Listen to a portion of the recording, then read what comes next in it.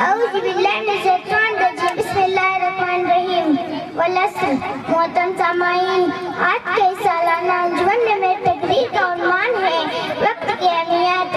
وقت زندگی کا نام ہے، جس نے وقت کی اہمیت کو نہیں سمجھا اور اس سے یوں ہی فضول باتوں اور غلط کاموں میں گنوا دیا تو گویا اس نے اپنی زندگی کا برباد کر دیا۔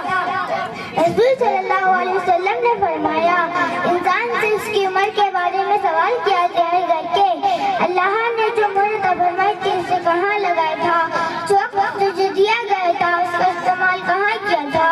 اگر اچھی جگہوں میں وہ ہے تو اللہ اس کا بدلہ عطا فرمائے گا۔